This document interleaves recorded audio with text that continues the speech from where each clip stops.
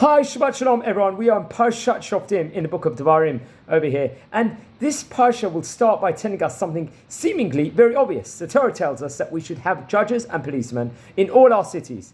Now, can a city survive without the enforcement of its rules? Of course not. Commentaries explain that the point of us doing it isn't just because it makes sense to do, but to do it because the Torah instructs us. But a little later, the Torah tells us that if we have any questions, we should go to the judge that will be in those days. Now, this seems even more obvious, friends.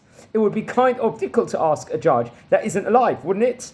To answer this seemingly obvious question, one of the commentaries points out that although Abraham was known to have converted many people to Judaism, it's interesting that none of their descendants remained Jewish throughout the years.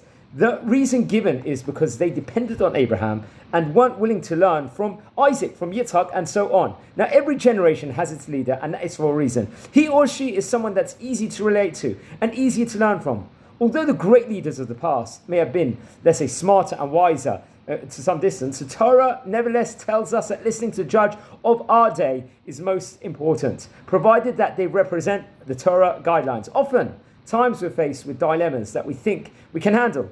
But the truth is that if we had a rabbi we could relate and talk to, we might see things a little differently from the Torah perspective.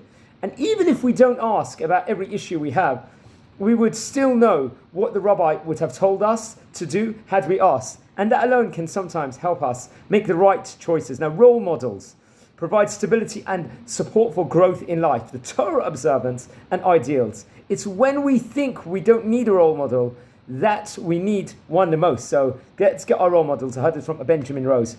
Wishing you all a Shabbat Shalom.